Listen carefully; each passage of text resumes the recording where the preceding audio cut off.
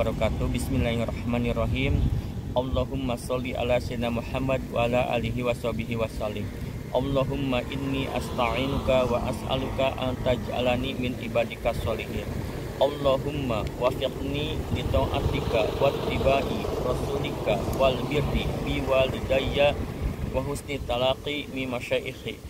Allahumma ij'alni minal hukama'i mujawwadina bil ilmi ma'al istiqomati fi ibadatika wa husni syukrika birahmatika ya arhamar rahim. Syukur alhamdulillah, sekarang saya berada di Kota Baru Parahyangan. Tadi berangkat jam 7.30 dari Padalarang menuju Dago. Sampai di Dago itu jam 8.30. Lalu dilanjutkan menuju Masjid Al-Jabar. Melihat fenomena di Al-Jabar, syukur alhamdulillah banyak sekali masyarakat yang antusias pergi ke Al-Jabar. Namun ada sesuatu yang menjadi kegundahan, banyak sekali orang yang menghiraukan adab-adab untuk memasuki sebuah masjid. Disinilah pentingnya sebuah ilmu. Saya tidak akan membahas tentang atau menyalahkan orang yang pergi ke Al-Jabar ya, tapi di sini saya mau menggarisbawahi pentingnya sebuah ilmu. Ilmu ini adalah ilmu bisa kita dapatkan apabila kita belajar. Sementara belajar itu merupakan sebuah kewajiban bagi manusia, terutama kita sebagai seorang muslim ya. Jadi belajar ini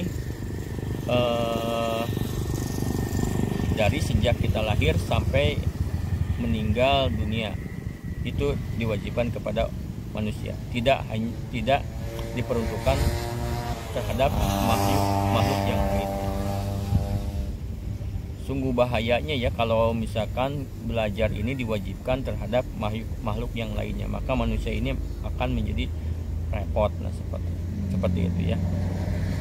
Contoh misalkan apabila manusia monyet diwajibkan untuk belajar, maka ketika monyet itu menjadi lebih pintar daripada manusia, maka manusia yang akan menjadi sultan. Atau misalkan sapi, apabila sapi misalkan diwajibkan belajar sehingga menjadi lebih pintar, atau misalkan kerbau diwajibkan untuk belajar menjadi lebih pintar, maka manusia tidak bisa memanfaatkan mereka. Kalau kerbau untuk misalkan membantu pekerjaan manusia karena kerbau lebih pintar, mereka pasti tidak mau. Begitu juga misalkan sapi ya. Kalau sapi misalkan pas Idul Adha, mungkin mereka sudah tahu mereka akan disembelih, dan mereka mengantisipasi supaya mereka tidak jadi untuk disembelih.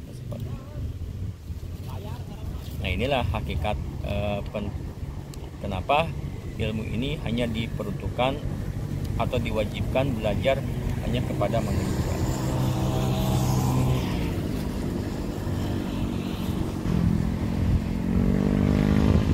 Jadi manusia ini hakikatnya jangan membenci terhadap sebuah ilmu dan jangan berhenti untuk belajar.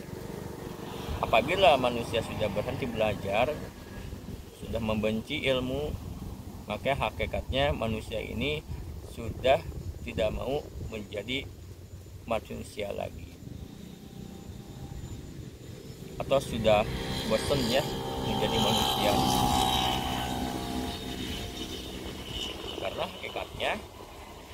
Karena hakikatnya ilmu ini wasilahnya adalah sebuah kebaikan. Jadi kita bisa berbuat baik itu dikarenakan kita memiliki ilmunya terlebih dahulu ya.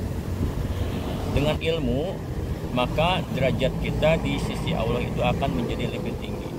Jadi semakin tinggi ilmu manusia, jadi semakin tinggi ilmu yang kita miliki, maka posisi kita atau kedudukan kita di mata Tuhan itu akan semakin tinggi. Jadi berbanding lurus gitu ya. Orang yang sudah tahu tentang hakikat kelezatan ilmu, maka mereka tidak akan tertarik terhadap hal-hal yang lain. Sama halnya seperti orang yang mencintai dunia. ketika orang yang mencintai dunia, maka dia itu akan menjadi buta dan tuli terhadap hal-hal yang lainnya, karena yang di benak mereka itu, yang mereka pikirkan hanyalah harta semata. Nah seperti itu, sama seperti orang yang mencintai ilmu. Jadi yang sudah mengetahui kelezatan daripada ilmu itu sendiri, maka mereka tidak akan menghiraukan hal-hal yang lain, karena sudah mengetahui nikmatnya dari sebuah ilmu itu sendiri. Nah, dan terakhir, jadilah orang yang kuat karena ilmu.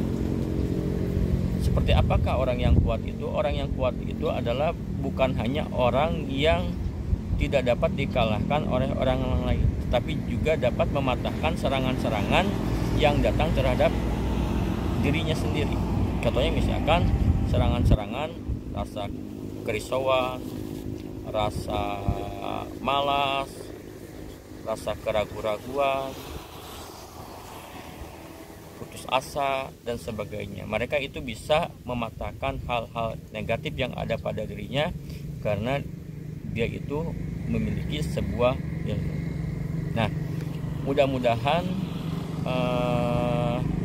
ada manfaatnya dari pertemuan kita kali ini, khususnya untuk saya. Mudah-mudahan pada